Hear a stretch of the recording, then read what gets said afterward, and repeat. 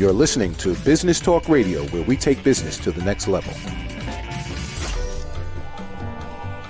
Rapping with Dr. Jacalyn connects you with experts from all over the world to help you take charge of your career, your business, and your life. Rap along with us. Visit drjacalyn.com to learn how to become a guest or a sponsor. And now, the doctor is in.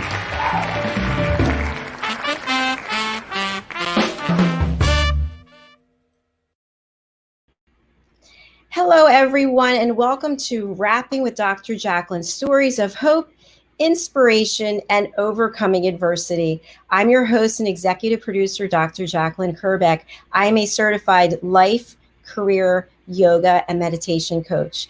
And with me today is my special guest, Dr. Bob Nelson. Let's bring him on. Dr. Bob, welcome to the show. Hi, Jacalyn. Pleasure to be with you.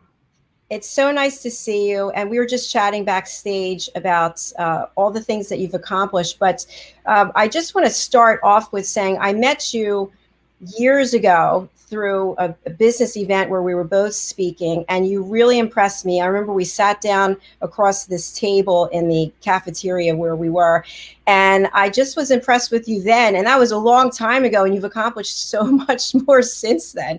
So, Bob, tell us a little bit about you. You're in the employee engagement space, employee recognition. You've also a multi-million-dollar bestselling author. Yes. I've sold 5 million books. That's one of my claims to fame. I've got my 31st book coming out here in the next month or so. I've self-published. I've ghostwritten for other people. So of your topics, I'd say I'm all about the inspiration, how to help people get their life goals underway and get in gear. I think that in my observation that most people, life kind of passes them by, that they don't truly engage, and they end up working for someone else, and they do that until they can't take it anymore, and they quit and they go do it again and end up hating that job too, and their whole career is a bunch of jobs that they hated, and then they're done. So it's like, man, get in the game. Do what you really want, and start to have a plan now to make that happen. It's not going to be by magic. It's going to be a systematic plan to get from A to B, and it starts with a dream is a goal with a deadline. So you got to have some practical teeth in any dream. It can't be I want to be an astronaut. I want to be a professional baseball player. It can't be a pipe dream. It's got to have some teeth to it. It's got to have a plan and a structure and a starting point. And the longest journey starts with the first step. So that's absolutely that's what I'm about. And I like helping other people, see the power of that, and help get them on the path where they can achieve their life dream, their life goals, and not be a bystander in their own life. So, and Dr. Bob, when do you think it was that you realized you had this passion for writing? Well, that's a great question right there, and a question a lot of people have. How do I know what my purpose is? And I think it comes from a combination of things. It comes from things that you are good at, and plus things that you enjoy. And so a lot of times people don't, they really don't think about what they're good at. And so you have to listen to others that around you that you work for, colleagues, and what are they telling you that, wow, you're really good at that? That's perk up on that one, because that's an important message. And anything that you're good at, you can become great at if you double down on it. So for me, being a writer, I remember in high school, in the English class, I remember the teacher was passing out papers, and she stopped at my desk and she held this paper up above her head, said, "Best paper I had in 5 classes." and gives it to me, I'm actually a little bit embarrassed, but I went and I reread that paper I did, and what did she see in this that was so great? And in so doing, I learned something about myself, and that's a starting point. And so I did my first self-published book at age 25. I remember opening the box on my 25th birthday, and since then I've done 31. I've got my 31st book coming out, and let me tell you, it's just been a fun ride. In fact, fun's a big part of it. If you're not having fun, you're doing the wrong thing. and in fact, the next book is on that topic. It's called Work Made Fun Gets Done. And I love that. I'm very excited about it. And most of the books I've done have been about how to better manage and motivate employees in the workplace. But a couple of them I've written about for employees, about taking initiative. I did one book called Please Don't Do What I Tell You to Do What Needs to Be Done. And it was like 53 specific strategies for how to get in the game with your job. Don't just be there to do what your boss tells you to do next. Wake up and see, what are we trying to do around here? Because everyone was hired not just for your job description was old before the ink was dry. People are ultimately hired for thinking and making a difference. And how can we do what we're trying to do better? And how can we save money? How can we improve service to our clients? How can we be more innovative? That's ultimately what people are hired for, whether they were told that or not. And if you start to do that, people will notice and they will want you on their team, and opportunities will open up to you. And that's what I've experienced in my life, and that's what I like to help other employees do. And I did another book specifically for employees, because in my observation, and having worked at this point with 80% of the Fortune 500, I've worked on 6 continents. I've been doing this for 25 years. In my observation, in most companies, there's half the employees have some motivation. In engagement studies, consistently, only a third of employees are engaged in their work, are excited about the job they're doing. A third. This has been consistent over decades, So I mean, what's everyone else doing? They're kind of sleepwalking, They're kind of showing up and they're disengaged. They're kind of they're doing the job for the pay, and the commute's not that bad, and and until they can't stand anymore and they quit and they hate their job, they hate their boss, and why go through life miserable? Start doing what's really important to you and important to your future, and do what you enjoy, and where you can make a difference in the world, and make life better for others and for yourself as well. So the other book that I wrote specifically for employees was called 1,001 Ways to Take Initiative at Work, because my observation was that a lot of people, you've got motivated people at work, but you got the greater percentage, whether it's 50% or 75%, are not that motivated, and they don't really care that much. They do as much to get by, so they don't get fired. And the job's a paycheck and a commute, and that to me is very sad. And I if you can put up with that, and God bless you, maybe do what you really enjoy on the weekend. But wouldn't it be great if you could do what you really enjoy 100% of the time, every day? Wake up and make it happen. That's what I do, and every day is a joy because of it. And every day is fun, truly. Dr. Bob, I agree with everything you're saying. And as we talked about before the show, I sold employee engagement programs for 18 years. And I think it's interesting.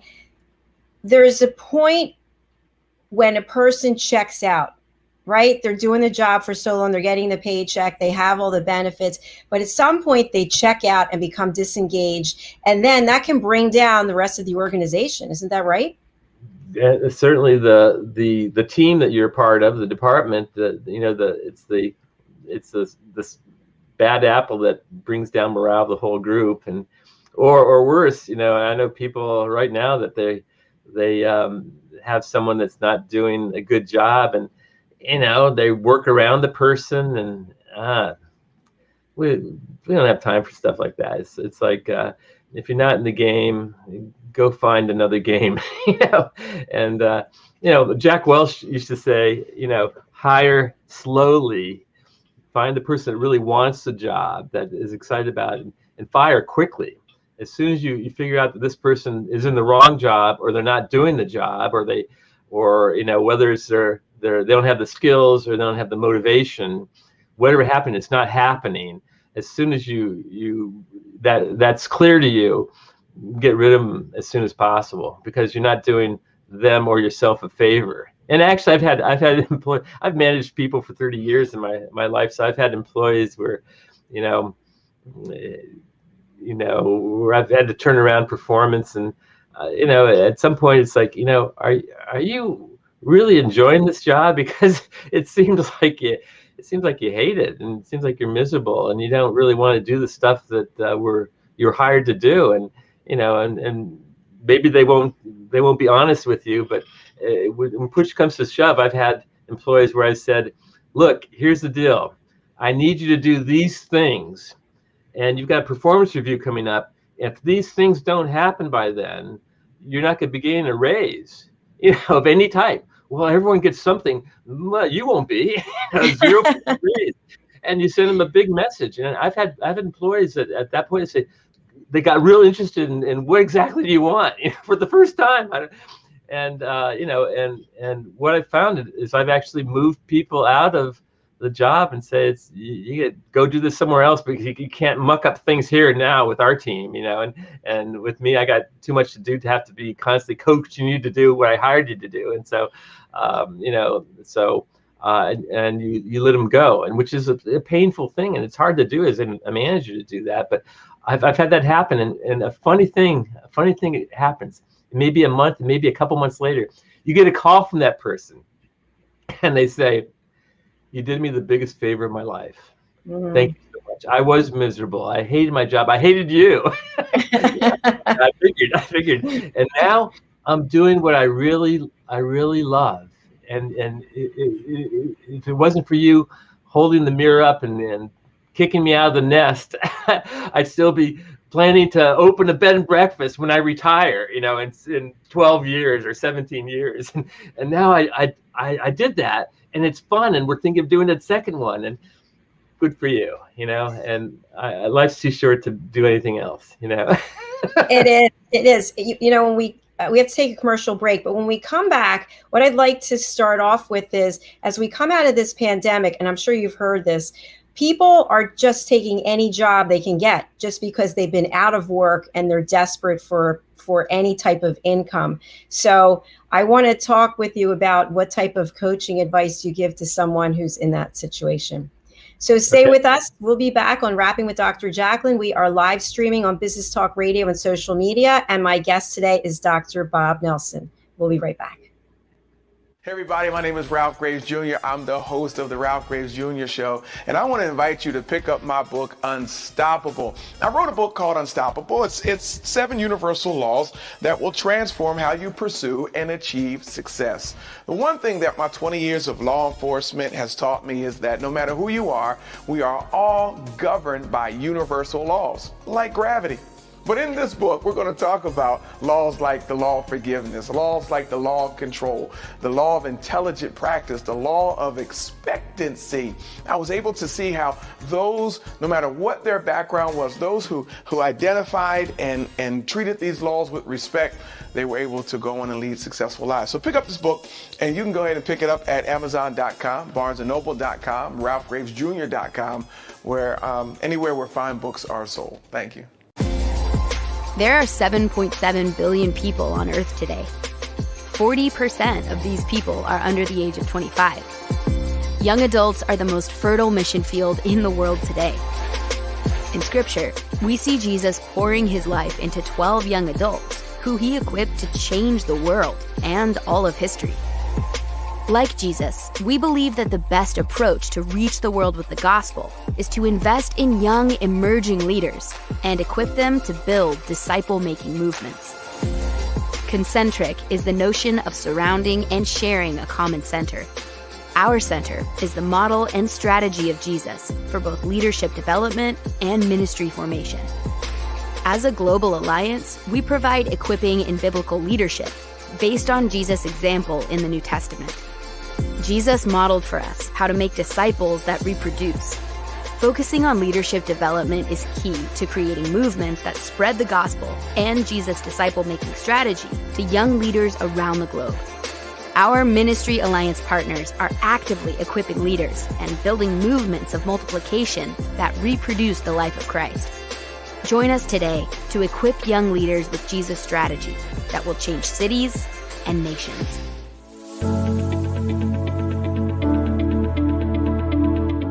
The session that we had with BCAT was really entertaining and enlightening. We were able to put together some very specific steps that we as individuals can take, and it was really fun to all come together and see sort of where we're going as a team and how we can all get there together.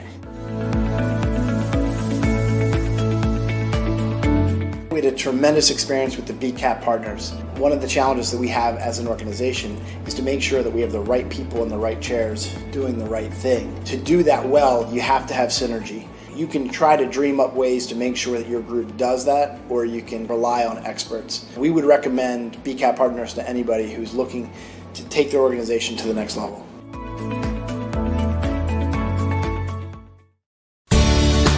Academy Sedan and Limo is a full-service transportation company serving the Philadelphia metropolitan area with full knowledge of the New York City, Baltimore, and Washington, D.C. areas. We pride ourselves on being the most dependable, conscientious company in the industry.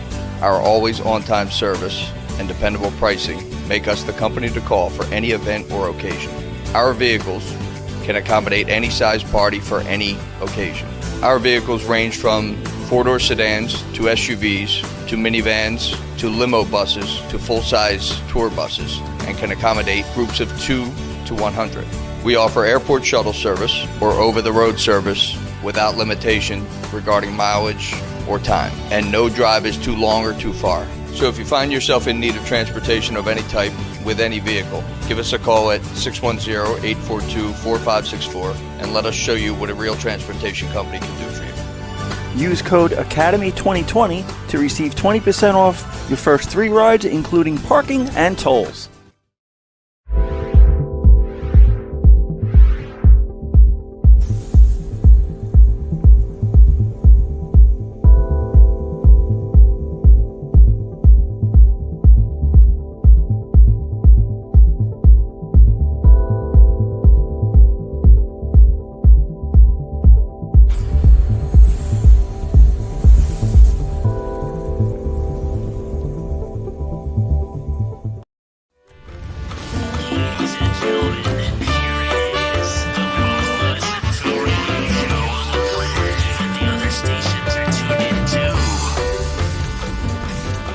You're listening to Business Talk Radio, where we take business to the next level.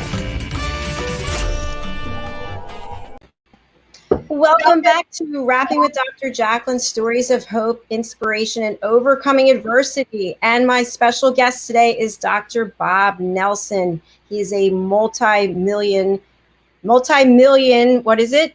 Copy. Thank you. Published author. He is well known in the employee engagement and recognition space. And he was sharing with us today that he's published 31 books and he helps other people publish their books. It's good to see you, Dr. Bob. Pleasure to be with you, Jacalyn. So before we went to the break, I had teed up a question that I've come across with coaching clients, that they've been out of work for so long and they just need to get back into the workforce. They've been applying for all these jobs that they know are not going to make them happy. And then they get an offer for one that they absolutely don't want to take, but they take it anyway. What do you say to people when this happens? Well, it's a hard spot that they're in, but I would say before you look, take time to think about yourself and what type of work, what type of job would best fit who you are, would best interest you, where you could pick up skills that could lead you to another job that you prefer. I had early in my career, I remember I was working for one company a different time, and I got a job offer for another, and I talked to my brother about it. It's like, what do you think? And I was being offered 20% more than I was making, and he said, you should, if they offer you 20%, you have to take the job. It's just you. I go, okay. Well, I took the job. It was miserable. It was in banking, and I came home every Monday with a migraine headache. It was not the place for me, and it was not the best advice I got from my brother. It's sort of like it would have been better. You have to be true to yourself. So I know it's, if you're in a tough space and you have to you haven't had income, then I know that's a tough space, but then maybe it could be, you could at least put a limit on it. You'll do this job for X amount of time to catch up on your bills, and be on the lookout for the next thing, so you've got a strategy that's not just locking into a job that's miserable, that because if you're miserable, that's going to come through in your performance. It's going to come through in your attitude with others, whether it's the customer, which is going to be detrimental, or your coworkers. Someone that's miserable in the workplace can't hide the misery, so ultimately you want to get to something that has joy for you, that where you're excited, and again, having fun is not a frivolous thing, that you enjoy going to work, and you enjoy the people you're working with, and the things that you're doing. So the more you can have that in sight, then that would reflect where I would apply and the jobs I would apply for. And if you could start an interview with saying, the reason I'm here is because I'm really attracted to these things. I'm really excited about your mission of your organization, and I want to be part of this organization. That's a huge trump card that will help you get the job. For example, I've worked with 80% of the Fortune 500. I've worked with Disney for 15 years, and I've talked to people that they so much are enthralled by Disney that they had to work for them, and I've talked to people that have moved from Ohio to Orlando, Florida, and went into Disney and said, I have to work here. I don't care what you have me do. I can clean dishes or whatever. And it started at the lowest level, but they had to be part of the organization. They were so excited about the Disney experience. And then guess what? They worked their way up to. Everyone that I've dealt with at Disney has a story that it's like kind of soup, from rags to riches, and now they're an executive at Disney because they want to be part of it, and they fit in, and they're excited about it, and it's great. I remember a kid in Walt Disney World, and because I consulted with them on employee issues and whatnot, and his name was Jason Chestnut, and he was a food server in the restaurant, and there was a conference and a nursing conference, and these nurses, from hospitals across the country. This one was from a hospital in Indiana, and they were kind of skeptical on this whole employee motivation and engagement stuff, and here they're at Disney, and this person's kind of cynical, and they turned to this young kid, and said, Jason, name on his name tag, what's your job here? And he said, my job's to make this the best part of your day. What can I get for you? And the person was kind of stunned and kind of taken back, and talked to him more, and was so inspired by this one kid, this teenager at Disney. They went back to their hospital in Indiana and created the Jason Chestnut Award for people that spark their work environment, that excite others about the mission. The guy was an ambassador for Disney. I love that. I checked in later with him. Now he's an executive, and of course he is. Why wouldn't he be? He had the ethos of it. And that's why he was there, and that's why he wanted to be there. And by the way, he had an earring in his ear, and he had, he would take it off at work and stuff. But it doesn't matter what you look like. It matters what's in your heart and your success in life and in any job. So start with what you want, and maybe it's a good pivot time. Life is all about pivoting, and we've all had to pivot with the pandemic. I know. I certainly did, and I constantly pivot, and it's easy to do the more you do it. And on any given year for the last 25 years, I always have, and I'm just speaking truth here, I always have 3 to 5 strategies. How's this going to be a great year? 3 to 5 strategies, and at least 2 to 3 of them always work out. and I'm not sure which ones, but I'm going to try these, and wow, sure enough. And so I've had years where I've made $1 million speaking. I've had years where I've made, $500,000 in book royalties. I've had years where I've done consulting. Life's a journey. Make the most of it. That's really important what you just shared with us. And I think I already know what your answer is going to be, but for someone who is in a job that they're unhappy with, what are your thoughts of them staying there and having a side gig or two, something that they are passionate about doing while they're getting their paycheck? Absolutely. To do your hobby, and to make your hobby into a paying gig is a great strategy. I remember I was doing a TV show in Seattle, and there was a call-in program. We had this kid call in, and he says, and I was talking about this type of stuff, and he said, well, my job, I work for a grocery store, and my job is to get the carts off of the parking lot, and it's miserable. I hate doing it. How do I get out of doing that job? And I said, the way you get out of doing that job is do that job better than anyone's ever done before. See what are the times that to maximize the efficiency of it. Maybe that's a time where you can have interactions with customers. How was the experience today? And you give that feedback to management. Make it into something that's and I tell you what, you do that, and then gosh, we got to have you on merchandising. Here's a kid that's got ideas and pays attention and suggestions, and wow, and things will happen for you. I guarantee it. Things will happen, and opportunities will open up for you.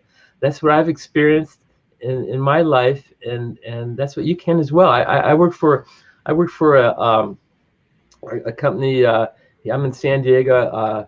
Ken Blanchard, he was a best-selling author, and I went to work for him. I wanted to work for him because I wanted to learn how to become a best-selling author before I knew anything about it, and I learned a lot from him. But I worked for him for 10 years, and he had a company. In that time, I had 5 different jobs. Every one of them was created for me. Where they said, you've got a good, a motivated, a make it happen employee, a high performing employee. And so we'd have a performance review, and it was always, Bob, you're doing great. What do you want to do next? I go, well, I thought really, if I did this, it would really help the company. Great, go for it. 5 different jobs opened up for me. And it didn't one company, so, and any one of those I could have then leveraged to do the same thing for another company, a larger company, or maybe did that to create a business around doing that. I spoke not that long ago for a conference of CEOs of apartment complexes. And we're talking about this and engaging employees and whatnot, and this as CEOs would share stories and frustrations. And this one, we're talking about the younger generation and all these millennials, and they got their own. It's hard to get them focused, and they got their own interest. And oh man, and we had a counter example that we had some CEOs said, well, here's what I did in my organization. For example, we had a new apartment complex that's opening up, 620 units, and we were behind the curve. We had to get this thing filled, and oh boy, what can I do? So for the first time ever, I went to a group of millennials, and I threw the keys to the front door on the desk on the table. I said, I don't care what it takes.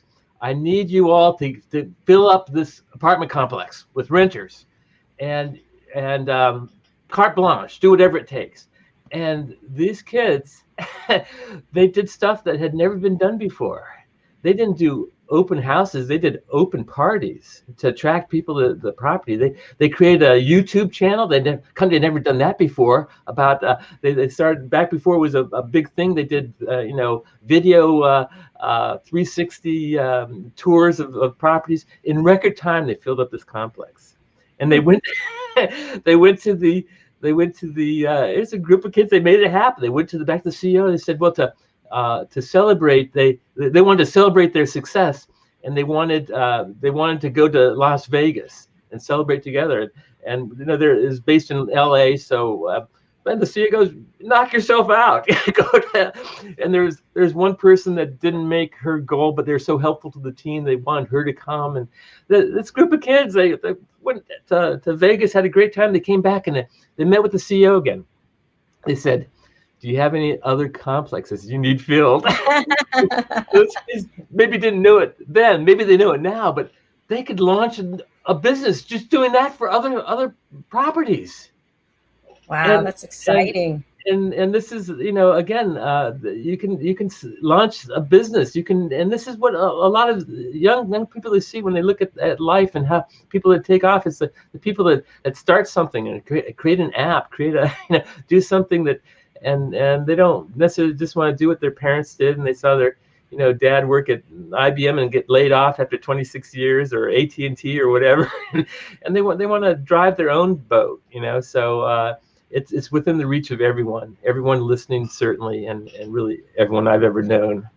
I think the younger generations don't have that fear. They're not afraid to take risks because, growing up, I started with AT&T, and I thought I'd stay there forever. I thought, you have one job and just stay there forever.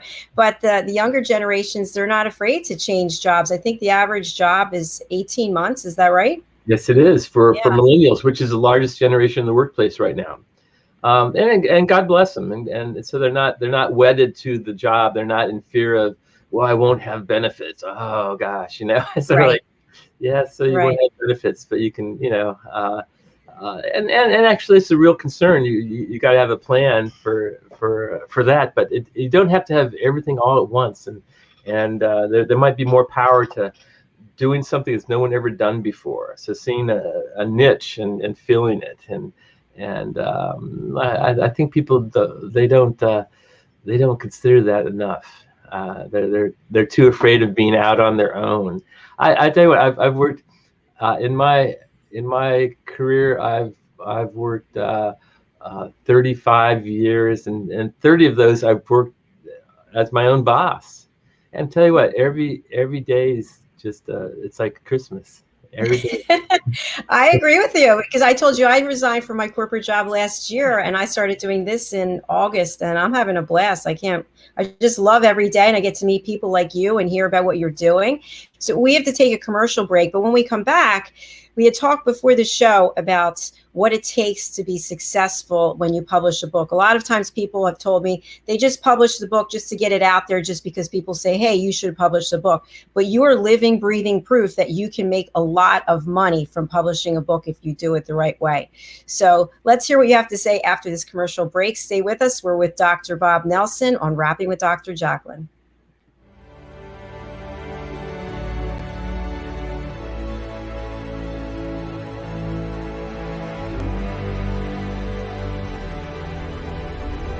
Networking sucks and people suck at it, but nothing gives me more life than walking around and talking to people in an audience and really being able to identify, okay, I see where you're having trouble, let's work on fixing it. How do you help them? How do you provide value? My goal is to give them those tools to be able to go out and tackle that fear. Anywhere there's coffee is where I'll be. So I bring candy a lot to my speaking engagements. Like, of course that makes sense. I'm a little unconventional. Ashley was very knowledgeable. Very entertaining. I learned a few new things, and to me that's the key. What do you want them to say? How do you want to be perceived? You're going to get the most direct, tactical tips and practical takeaways when it comes to networking. These two here are super important. You'll remember once the conversation starts. I love the tips that she gave out. I hate networking with a passion, so I feel like I can go through a meeting or event and not feel so uncomfortable. When you're going to a presentation, you want to be educated. You also want to be entertained. She was really fun and really personable, and everything she was saying was just very relatable. She's got a lot of great ideas. That will make you stand out so fast. She comes across as someone that likes what they do and just doesn't try to sell you something. Activity breeds results. If you're not doing anything, you're not going anywhere. Just made me want to start networking, which I never thought I'd say before. A networking strategy that works for you.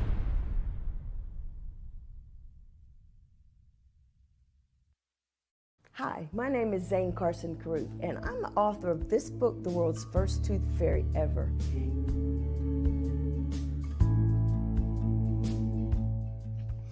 Reading is magic. Studies have shown that reading to your children lays the foundation for greater success in life. Reading helps develop language and vocabulary skills. It helps improve memory, and it encourages curiosity and inspires creativity. The benefits are immeasurable, and as a parent, you'll benefit too.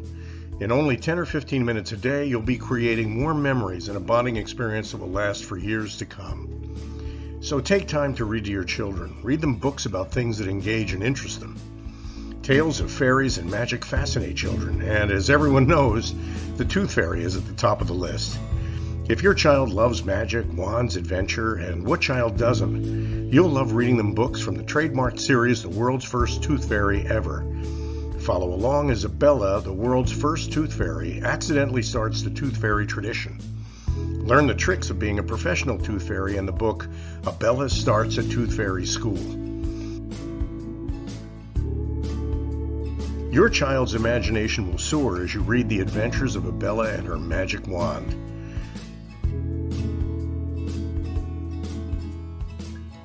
These wonderful books are available at worldsfirsttoothfairy.com and at Amazon, Barnes & Noble, and Walmart.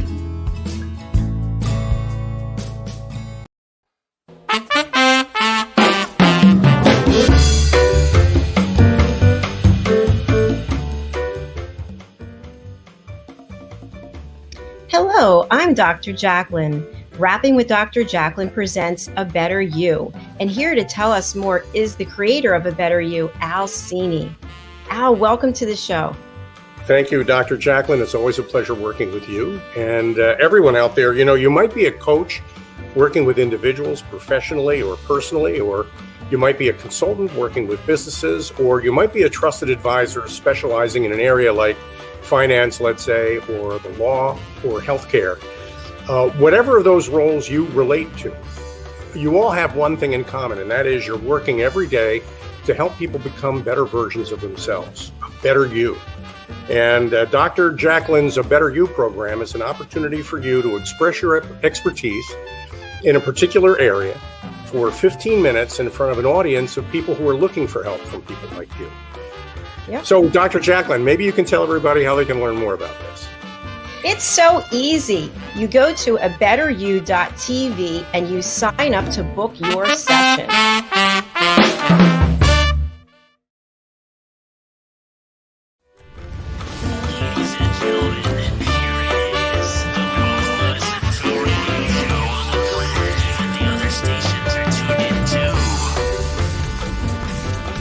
You're listening to Business Talk Radio, where we take business to the next level.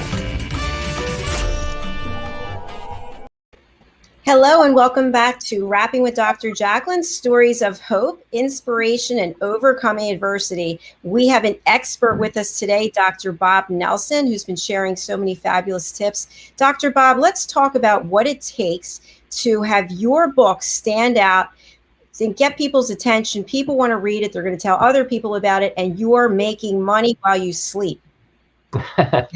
Well, writing a book is a great thing.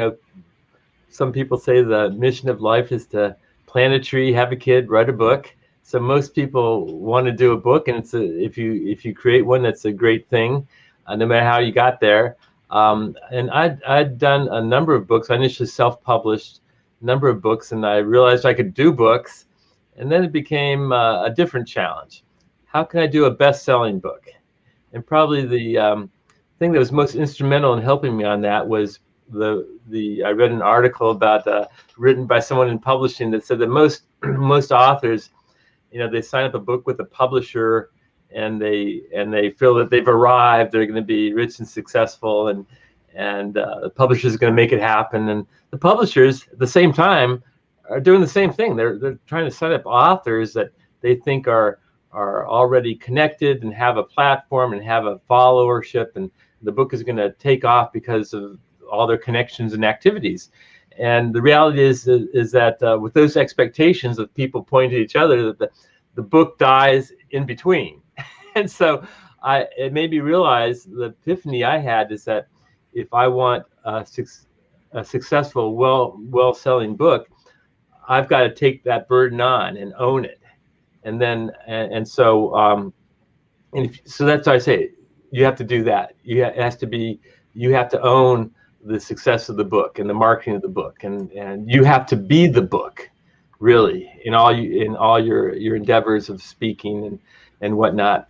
And so, for example, as I made that transition on the book that I had done, I think it's my 12th book, and I had a publisher that's going to do it. And now with a new perspective, and the publisher was already, I thought, pretty good at marketing. I hadn't marketed my book yet, but I thought they'd do a good job. But what I did is I called up the marketing director and I said, "Hey, do you have a marketing plan for the book?" And they said, "Well, we really don't do a formal plan, but we'll do things." And I said, "Well, I had a few ideas. You mind if I share them?" I go, "Oh, that would be cute, And so I did a 60-page document, single-spaced, with a 1-sentence cover letter that said, "This is what I'm going to do to make this book successful.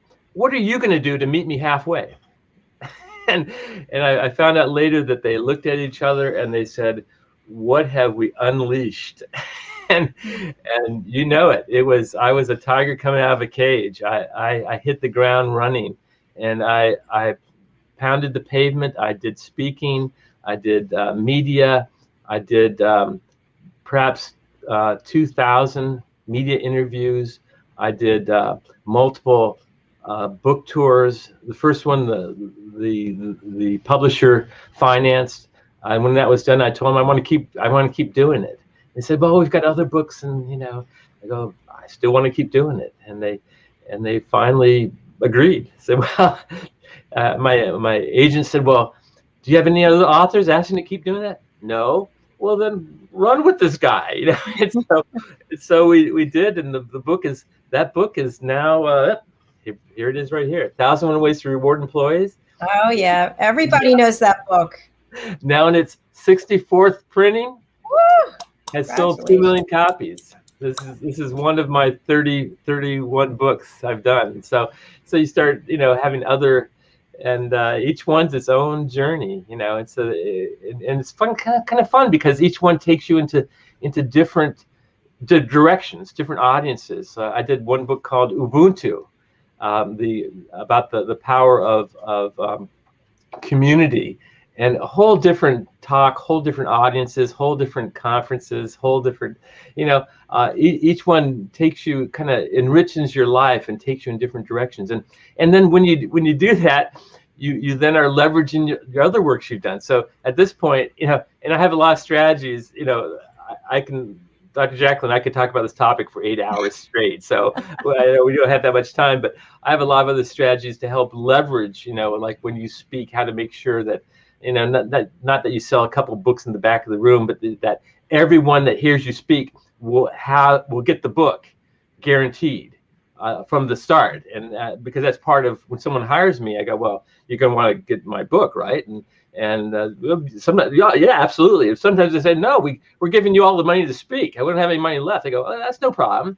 And I've got a whole pecking list of strategies. I go down the list. I go, "Well, would it be okay if we found someone else to buy the book for everyone?" "Sure, knock yourself out." So I go like clockwork. I get sponsors. I say, "Who else wants to be connected with this crowd?" And I get someone, and I get on any given year I get 15, 20 sponsors, and so I have some sponsors that have bought books for where I speak for years. And so now I already know I'm going to talk to 500 people. They're going to get the book as part of the program. And once I sell them getting one book, I go to work to sell them getting the second book. Brilliant. Sometimes the conference as well. No, you can't have sponsors. We have sponsors. You can't have a sponsor. No problem. Can you do me a favor? When people register for your event, can you do a little box and say, would you like to get a signed copy of the Keynote's latest book at a discounted price? And so I remember the first time I did that, I was speaking to a state conference in Kentucky. 600 people. Out of 600 people, how many people you think checked that box? 500. Wow. So now, because I said basically, people expect you to have the book when you're an author, and I don't want to lug a bunch of books to Kentucky, and then I got to lug them back home. Now I'm going to lose money on the book. I'm going the wrong direction. So right. Help me out. Let me, no money up front. Just would you like to have it? And I'll bring some. And then some people said, well, I'd like to get 10 copies for my whole team. Yeah, we can do that. And so since then, now when I speak, I used to never bring books, with me because I had some pain and stuff. Now every time I go, I bring books, and I bring a collection of my different books. My wife laughed. She took a picture of my suitcase recently. I don't bring clothes. I bring solid books. I can't even lift the thing over the overhead. There's a extra pair of underwear on the side. And so I'm at the conference, and I've got a table with, at this point, all my books out. And every time I've done that, Dr. Jacalyn, I've had people come up to me, and they just heard me speak, so they're kind of inspired already. And they look over the table and they go, "How much for all of them? I want the whole set." I go, "Okay, would you like that now, or you want me to send it to you?" Both. Oh my gosh, Dr. Bob, that's incredible. It's a good day, yeah. So that's just the tip of the iceberg. There's a lot of strategies, like what you're doing. Podcast is a whole strategy, but I have fun with it. I have a lot of fun with it, and I enjoy it. Well, that's you can see how much you enjoy it. Part of being successful of anything is you gotta enjoy it. You gotta have fun with it. And so if whatever you're doing in life, you don't have that sense of joy and fun and awe and inspiration, and it's a new day. I just got a call from someone in China. They want me to speak at a conference virtually in China, and so it's like every day is a new day. It's a new joy. It's a new opportunities, and it's exciting. So that excitement is contagious. I feel like, oh my gosh, I can't wait to start writing down a lot of these things just right after the show, because your wealth of knowledge. Well, you're doing it, I know, but for your listeners, know that every one of you can be there as well. It's not a pipe dream. You can make it happen, and I love helping people on that journey. I think everyone deserves to be happy in life, and I have a friend, Dr. Marshall Goldsmith, and he's the #1 executive coach in the world, by the way. And he asked me a few years ago. He asked me to be his coach. I'm going, what? Are you kidding me? No, I'm dead serious. I go, but Marshall, you're the #1 coach in the world already, and I want you to be my coach. And you can tell people you're my coach. So, okay, I'll do that. And I constantly learn from him, and he learns from me, and we have a great time. But I bring up his name because he does speak around the world, and he often ends his talks by talking about people and their kids. And he asks, what's the most important thing that you want for your children? And universally around the world, people have the same response. They say, I want my kids to be happy. They want, and let me tell you, your parents want you to be happy, and I want you to be happy. Make it happen now. not in 10 years, not when you retire. Now. Start now to be happy and do things in your life that are fulfilling and helping others as well as yourself. It's in the bailiwick for every person that's listening. I want that for you. Thank you, Dr. Bob. What is the best way for people to get in touch with you out in Radio Land and people who are watching and people who watch later on YouTube? Well, you can certainly email me, bob@drbobnelson.com. Would probably be the most efficient way. I've got a website, www.drbobnelson.com. You can see part of my journey and my books and my speaking and my consulting and smorgasbord of testimonials and I've worked with 80% of the Fortune 500. I just finished a project with the United Nations, where they hired me. They hired me pretty much sight unseen, just based on my credentials and my background, and it was fun. It was a wild ride, helping them be better, and that's if you're the best you can help other people be the best them. So that's my hope and my wish for each of you. And Dr. Bob, for people who are wondering the services that you provide, obviously you are a coach, you're a speaker, you're an author. What other services can you provide to help people? Well, I mainly work with businesses, but I have worked with some individuals, and again, I've got a book marketing 101.